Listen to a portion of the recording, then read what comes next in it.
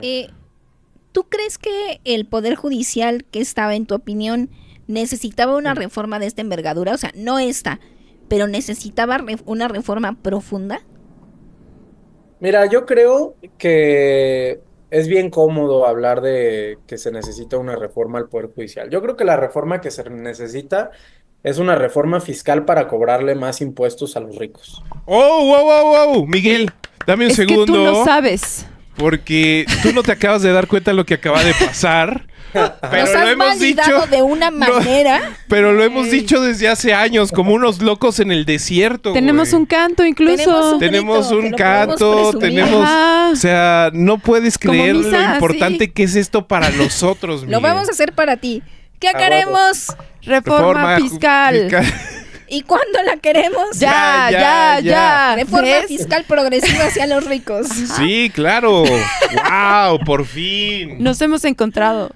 Muy bien, pues creo que pueden mejorar su canto, pero creo que... Ah. ¡Qué duro! Es que nos pusimos nerviosos. Sí. Aprovechen que está ahí Jorge para Yo que con Sí, platos. para que lo armonicemos. Para que lo hagan, Simón.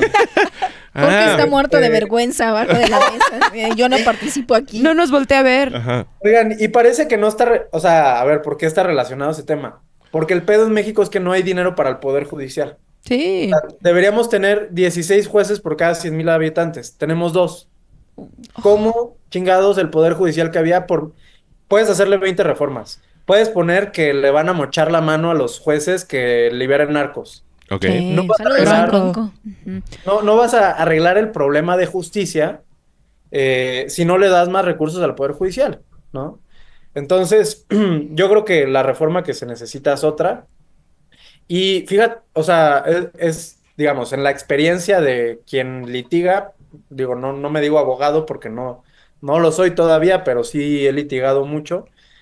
Y en mi experiencia, en juzgados administrativos no había corrupción, ¿no? O sea, que son los juzgados donde estás combatiendo los actos del gobierno. En juzgados penales, ahí sí había un tema bien complicado. Yo he hablado con juezas que me han hablado de compañeros que pues sí recibían sobornos y ¡Ah! cosas por el estilo. Eh, no creo que sean la mayoría de los casos y ni siquiera son los casos que el gobierno denuncia, porque el gobierno dice, sí, pinches jueces corruptos, que Ujú. liberan narcos, que se las ponen sencillas, que nosotros tanto que nos esforzamos y ya que tenemos a alguien agarrado, lo sueltan, ¿no? Y tampoco es eso lo que pasa, o sea, lo que pasa es que las fiscalías son una porquería, o sea, si el Poder Judicial está mal, las fiscalías están mucho peor. Ujú.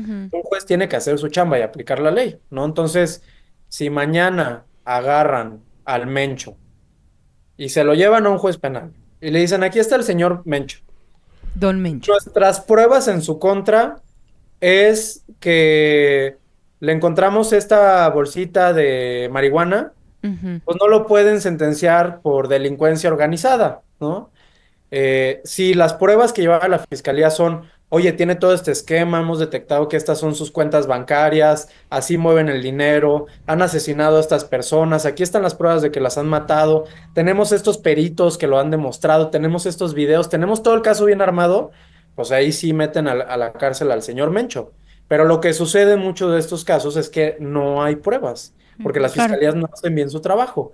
Y entonces los jueces se enfrentan con que puta madre, mañana voy a salir en la mañanera por liberar a esta persona, pero es que la pinche fiscalía no me dio nada con qué agarrarle y meterlo a la cárcel, ¿no? Entonces, bueno, sí se necesitaba una reforma, sí se sigue necesitando, esta reforma no arregla nada, empeora todo, pero por ejemplo, algo que se tenía que arreglar, ni siquiera tenía que ver con cómo está organizado el Poder Judicial, está relacionado con los formalismos, ¿no? O sea, en Colombia existe una cosa que se llama la tutela colombiana, Ujú. donde hay casos donde una señora que no tiene computadora agarra una hoja de libreta y escribe que su vecino está afectando su vida porque está tirando desechos en su casa y es agresivo y demás. Y esa es su demanda. Ya. Y los juzgados allá están obligados a decir, ok, estos son los derechos de la señora, estas son sus pruebas, vamos a revisar y vamos a ver cómo le damos justicia. Y así debería funcionar la justicia. La gente no tiene por qué ser experta en derecho para poderse defender. Acá en México lo que tenemos es mil formalismos que incluso entre abogados pues es muy difícil muchas veces comprobárselos a un juez. Entonces, digamos, esas reformas de hacer más accesible la justicia ni siquiera tenían que ver con lo que se está haciendo y bueno, lo que hicieron nos está dejando muy lejos de poder mejorar algo, ¿no? Oye, Miguel, y digo, más allá del paroxismo de satisfacción que recibimos con tu respuesta, eh, ¿podrías ahondar un poquito en términos de qué tipo de reforma fiscal es la que necesita este país justamente para, o la que necesitaba este país justamente para aliviar la carga sobre el Poder Judicial y también pues las otras inmensas cargas que tiene en el lomo la ciudadanía de este país en términos de programas sociales, en términos de obra pública y demás? Sí, claro. Mira, no traigo los datos tan frescos ahorita, Sí, no, pero no te preocupes, aquí entre carnales. Ya sabes. Sí México somos es de carnales, los- ¿no, Miguel? Algo tranqui. Sí, claro. A huevo, Uh. muy bien. México es de los países que menos impuestos cobra, ¿no? Eh, Creo que de la OCDE, que son como los países más grandotes, estamos al final de la lista. Entonces, eso significa que no hay dinero para las cosas que, digamos, para los servicios y bienes públicos, que son desde tener calles decentes hasta tener hospitales que no se estén desmantelando todos los días, tener escuelas de buena calidad, tener suficientes jueces para atender los millones de delitos que se cometen al año en el país.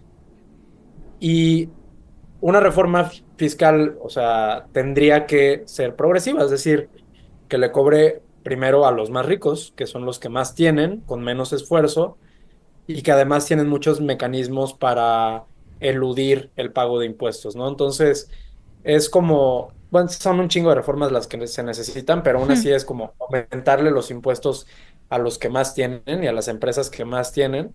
Otra es evitar que eso implique una fuga de dinero y entonces que lo único que hagan es, pues me llevo todo a las Islas Caimán para no pagarlo en México. Es Ujú. decir, una reforma para evitar la elusión fiscal o la evasión fiscal. Y la otra también es una reforma para incluir todo el mercado informal, digamos, en una economía que sí paga impuestos, ¿no? Y ahí hay un tema en la mente de los mexicanos que si seguimos ahí siempre nos vamos a estar resbalando en el mismo lodo, que es, yo no pago impuestos porque el gobierno se los chinga, ¿no? Y Claro. todo Sí. está mal porque el gobierno se chinga los impuestos y hay corrupción. Pero eso es una mentira. Todo está mal porque no tenemos pinche dinero para gastar en nada. O sea, Ujú. aunque no se chingaran nuestros impuestos, tendríamos una basura de escuelas, una basura de hospitales, una basura de calles como los tenemos hoy en día. Ah, Y eso se debe a que no tenemos suficiente dinero para tener cosas bonitas ahí en la calle, ¿no? Los países que siempre ponen de ejemplo, no sé, Dinamarca. Finlandia y estas cosas, pues cobran muchísimos impuestos y por eso todo está bonito, ¿no? Entonces, ahora, el hecho mismo de que el gobierno no cobre impuestos le impide combatir la corrupción. Porque ¿cómo combates la corrupción si nada más tienes contratados a tres analfabetas que no tienen ningún mecanismo para investigar realmente casos de corrupción? No tienen un sistema, o sea, yo he visto los sistemas por dentro que tienen las autoridades para combatir la corrupción Ajá. y son de verdad de Asquerosos. mucha tristeza. A mí me ha tocado construir algunos y bueno, sí hay cosas que se puede, también, se puede hacer mucho con lo que hay y no lo hacen, ¿no? A mí me Que tocó, eso es algo, ese es un Sí, matiz importante. importantísimo, ¿no? Que no hay voluntad tampoco, ¿no?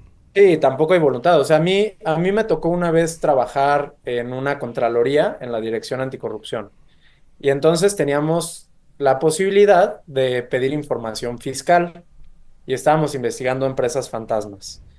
Y pues ya pedimos las como transacciones de una empresa fantasma y me di cuenta que tenía transacciones como por 1,000 millones de pesos con empresas que yo creo que fácil el 70% también eran fantasmas. Entonces, hice el cálculo, ¿no? O sea, eran como 900 empresas que yo calculaba que eran fantasmas.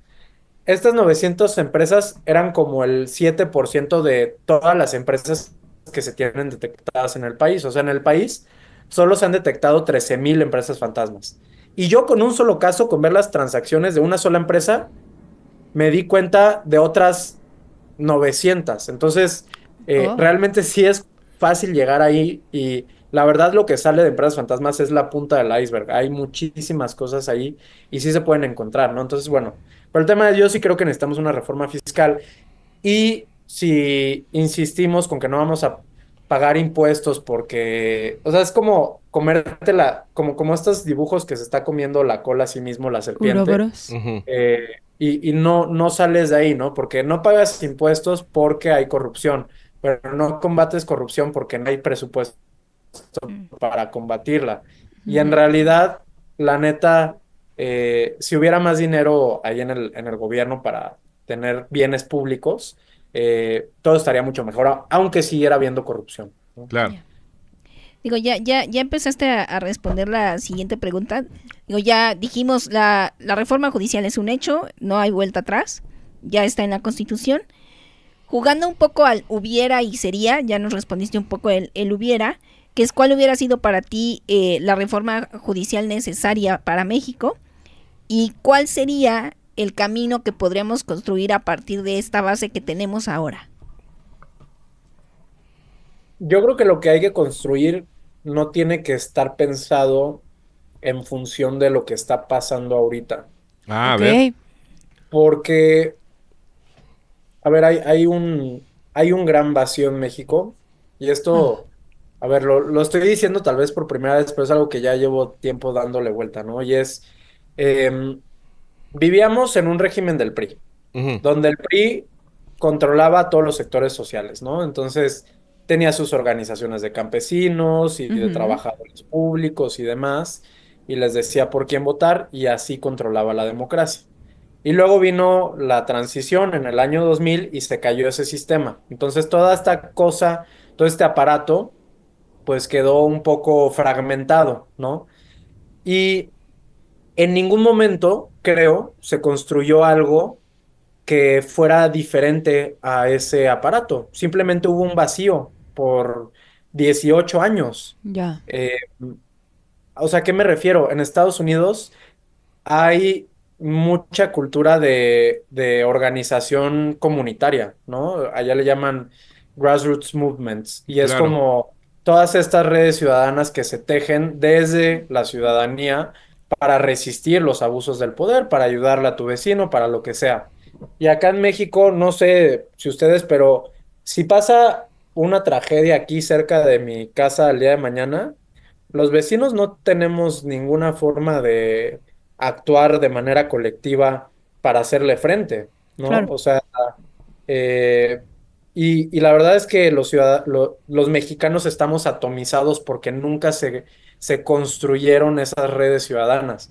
Entonces, yo creo que mientras no haya una organización comunitaria capaz de dar algo de resistencia en contra de los grandes poderes, y los grandes poderes no siempre son el gobierno, a veces son grupos criminales, a veces son televisoras, a veces son empresas que se chingan nuestra agua, nuestra tierra, nuestro aire. Mientras no exista esa organización, pues simplemente van a estar cambiando de cara a los monstruos, pero los ciudadanos vamos a ser incapaces de hacerles frente, ¿no? Entonces, yo creo que la elección judicial es una buena oportunidad para construir eso.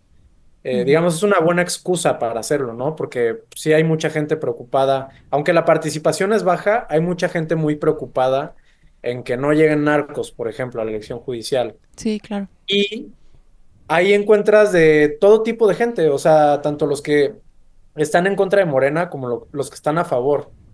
Y creo que un poco se trata de encontrar qué nos une como mexicanos más allá de seguir en estas confrontaciones de Morena contra oposición y demás, y pues intentar juntarnos porque somos como las hormigas de bichos, ¿no? Y Ujú. los saltamontes de lo que tienen miedo es de que nos organicemos y que nos demos cuenta del poder que tenemos si estamos organizados. Entonces yo creo que hasta que no se construya esa estructura social que nos permita resistir los abusos, pues estos abusos van a seguir pasando, sea la elección judicial o sea alguna otra cosa, ¿no? Entonces, yo sí creo que es algo más profundo lo que tiene que cambiar, que no tiene que ver tanto con la coyuntura, y que eso es lo que nos va a permitir salir de los muchos hoyos en los que estamos metidos. Ah, Ya. Y hablando ya en concreto de la elección, faltan 2 semanas, 15 días exactamente para la elección. Eh, en este momento, ¿cuál sería tu diagnóstico del proceso electoral? ¿Cómo has visto el proceso electoral? ¿Y cómo te imaginas que va a ser el 2 de junio y la cruda electoral? Pues mira, el proceso ha estado todo mal porque el proceso sí pasa. es simplemente, a ver, no era el objetivo principal. El objetivo principal era destituir a 7.500 jueces, ahorita que Ujú. pueden, ¿no? Ahorita que tienen los números y que tienen el apoyo. Entonces dijeron, bueno, ¿cómo le hacemos para que esto no se vea tan feo? Pues vete a comprar una cartulina para llevarla mañana a la escuela, ¿no? Entonces lo hicieron todo a las prisas y la elección judicial en realidad es la manera de maquillar ese intento por destituir a los jueces. Lo impusieron de manera relámpago y, a ver, hay temas que están tan mal, por ejemplo, va a haber boletas que tengan casillas extra para los que tú no tienes ya un voto, ¿no? O va a haber boletas que tú puedes votar por 9 puestos, pero van a tener 8 casillas. Entonces, Ja. de ese tamaño es la improvisación de este proceso. Entonces, todo está terrible. También la filtración de candidatos relacionados con el crimen organizado es Ujú. en gran parte consecuencia de eso. Y pues lo que espero es que van a llegar muchas malas personas a estos puestos. También van a llegar personas que se van a ver pervertido en el proceso. Últimamente estoy hablando mucho de esto y a lo mejor no debería hacerlo, pero este, hay un caso en concreto que ya nos denunciaron Ujú. de un juez que está en funciones, una jueza que está en funciones penal, que le ofrecieron apoyarla con su candidatura a cambio de que liberara a unos criminales, ¿no? Chale. Entonces, eso que el gobierno decía que pasaba y que en realidad muchas veces no pasaba, sino que más bien la fiscalía pues está bien puñetas y perdía todos los casos, ahora sí está pasando y es en la lógica la que metieron a absolutamente todos los pinches jueces del país, ¿no? Al menos a Claro. todos los penales. Entonces, creo que vamos a vivir los siguientes años con escándalo tras escándalo del tipo de cosas que está resolviendo el Poder Judicial. Y por otro lado, la cruda del día siguiente, yo creo que va a ser así. Mi quiniela es que la primera plana del día siguiente va a ser todavía no hay resultados sobre la elección. Ah, Y al día siguiente tampoco. Y al otro tampoco. Y así nos van a traer unos 14 20 días. No. ¿tanto? ¿Tanto? Pues es que, miren, la forma en la que se van a contar los votos es que hay dos funcionarios del INE, porque ahora no es un ejército de millones de ciudadanos que están contando todas las boletas, Ujú. que además eran muy sencillas, o sea, eran 6 recuadros y el que tiene tache y ya se chingó, ¿no? Ese es el voto. Ahora tienen que revisar, por ejemplo, las de la Suprema Corte, pues tienen 9 casillas e ir viendo cuáles son los números que se anotaron. Y entonces uno de los funcionarios va a estar diciendo el número y el otro lo va a estar anotando en una aplicación. En eso se tardan, en contar 20 boletas de ministro de la Suprema Corte, se tardan 1 hora. Oh, Entonces, pues, o sea, si hacemos las pues matemáticas, no las he hecho, igual se podrían hacer para dar el cálculo exacto, pero pues imagínense, o sea, en un día una de estas duplas de ciudadanos va a haber contado no sé, 200 boletas, una cosa así, ¿no? O sea, 200 votos va a haber contado, 200, los votos de 200 ciudadanos. Y van a ser muy pocas personas las que estén haciendo esto, entonces sí, sí nos vamos a tardar un montón. Ok. Y ya en términos como de empiezan a aparecer los resultados, se empiezan a conformar, o bueno, se empieza a reconformar el Poder Judicial, etcétera. ¿Cuál sería tu quiniela ahí? Yo creo que le sale un poco el tiro por la culata a Morena, porque si bien ya no van a tener esta Suprema Corte tan castrosa todo el tiempo que Ujú. estaba poniendo un límite, lo que van a tener es un poder judicial capturado por diferentes tribus al interior de Morena y de otros grupos. ¿Y qué pasa? Que AMLO está intentando construir un partido hegemónico, ¿no? Pero luego se va AMLO y sin esa figura de autoridad, eh, como que la figura presidencial se empieza a debilitar y en realidad todo el mundo hace lo que quiere, ¿no? Y entonces empiezan a canibalizar al interior del partido. Y la elección judicial funcionó para acelerar este proceso, ¿no? Lo está catalizando. Porque entonces ahora resulta que Ricardo Monreal va a tener mucho poder sobre ciertos jueces. Mm, Luego, ok. otro grupo adverso a la presidenta, no sé, el de Adán Augusto López va a tener otros jueces. Claro. Y entonces se van a ver fragmentado el poder judicial, que era imparcial, Ujú, en ujú. varios grupos políticos. Entonces, digamos, se va a acelerar y se va a judicializar la lucha política que existía al interior de Morena. Uf, qué estrés. Entonces es una de las cosas que va a pasar.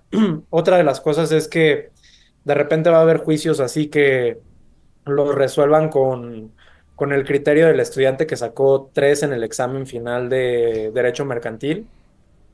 Ah, Y va a haber casos que se pierdan de cientos de millones de pesos con criterios del güey que sacó 3 en Derecho Mercantil, ¿no? Claro. Y entonces eso va a ser un problema económico para México porque de por sí no tenemos seguridad jurídica, pues las empresas van a estar muy asustadas de seguir invirtiendo acá, ¿no?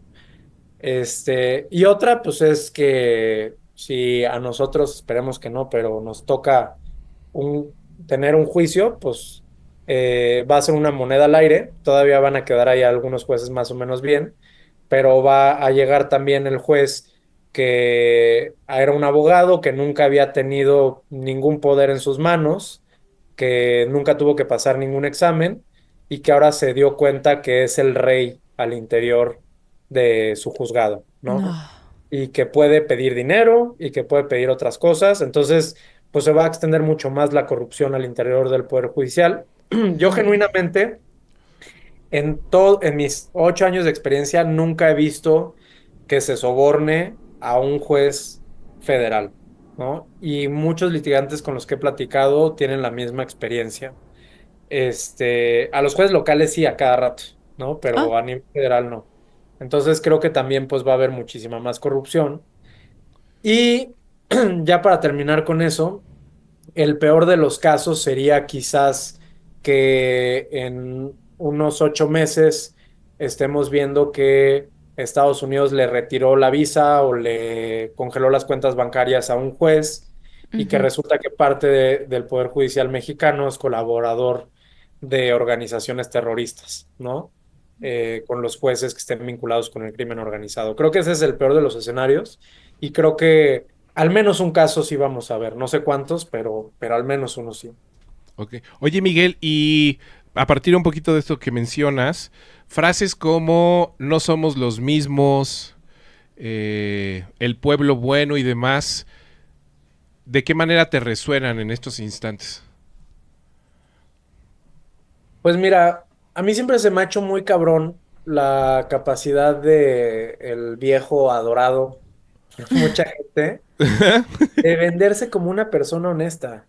Ujú. Este, digo, no es lo que me resuene o no en este momento. A ver, miren, les voy a contar otra anécdota que Ah, esa sí la puedo contar, pero A ver, es algo que cuento como anécdota, por eso no se publica periodísticamente porque no tengo las pruebas. Claro. Pero una persona que era contratista del gobierno de la Ciudad de México cuando López Obrador era jefe de gobierno, me dijo, nos dieron un contrato de 10 millones de pesos a la empresa en la que trabajaba. Y nos dijeron que le teníamos que subir el 30%. El 10% de ese 30 se lo íbamos a dar a un secretario de Estado, el otro 10% a un hijo de López Obrador y el otro 10% a López Obrador directamente. Entonces, a mí me tocó llevar el maletín que le tocaba a López Obrador. Wow. Ahí en su casa, en no sé dónde chingado está, ¿no? Maletín. Maletín. Y, Ay, qué padre que te y, den dinero en maletín. y llegué y pues dije, pues me lo va a recibir alguien, ¿no? Pequeño matiz, si no se está entendiendo en la anécdota, no fuiste tú el del maletín, sino el que te estaba contando la historia. No, yo estaba en En primaria, maestro. Sí. pañales, sí, no. El pequeño Mike con Ajá. un maletín. Ding Y dong. ese día me vomité en la primaria, yo creo. Sí, no fuiste a clase. Sí. No, Y- pero es una persona además que tiene un puesto importante en seguridad, o sea, es como, Ujú, no es un inventado ahí, ¿no? claro. Y me dijo, o sea, yo creí que pues iba a dejar el maletín y ya, así había sido la experiencia de los demás. Y no, le abrió López Obrador directamente. Oh, Y le dijo, no, pues traigo este encargo. No, pásale. ¿No quieres un refresco? Y además, es un güey Qué cotorro, ¿no? tierno. Entonces, lo Una sen- agüita de Jamaica. sí, literal, un refresquito. Y, y lo sentó en su sala y le dijo, y a mí por eso, a mí me da mucha risa que este pinche viejo haya convencido a tanta gente de que son honestos, ¿no? Porque le dijo, dejen recuerdo la frase exacta.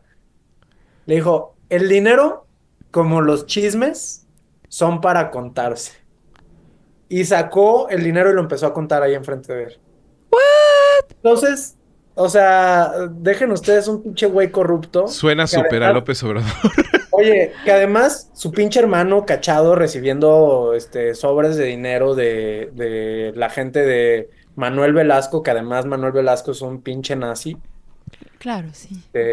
O sea, literal, hay un caso donde estaban exterminando una comunidad indígena Ujú. porque sus genes representaban un riesgo para la población. Eso decían los documentos internos del gobierno de Manuel Velasco en Chiapas. Pero pues si su hermano, si su jefe de oficina hizo este carrusel donde con el dinero del sismo se Ujú. formaba 28,000 veces para depositar dinero a cuentas de Morena, o sea, si hay tanta gente ya que ha sido cachada en el entorno tan cercano a López Obrador agarrando dinero, pues a mí no me genera ninguna duda esta anécdota, ¿no? Además confío mucho en la persona que me la dijo. Pero pues nada, ¿qué pienso de esas cosas? Que es un güey muy cabrón, o sea, hacer creer a la gente eso, siendo, no voy a decir que peor, siendo igual y más hábil, y esa habilidad extra, pues sí lo hace un poco peor, ¿no? Claro. Hay políticos que se autolimitan, ¿no? Digo, a mí no me gusta andar saliendo a defender a Cedillo, ni lo hago nunca, pero pues fue un presidente que se autolimitó, que dijo, voy a reconocer la transición democrática, este, voy a reformar la Suprema Corte, voy a quitar a todos los ministros, pero aún así yo no voy a poner a ministros que sean míos. Y bueno, hay muy contados casos que sí se autolimitan, pero la neta, la mayoría son ambiciosos y buscan tener el máximo poder. Y ese es el mismo caso de López Obrador, solo que creo que él fue mucho más hábil y por lo tanto logró hacer más daño, ¿no? Si juntas la perversión con efectividad, Claro. pues esa perversión hace mucho más daño. Órale, qué gran frase. La perversión más la efectividad. Sí, qué duro. Una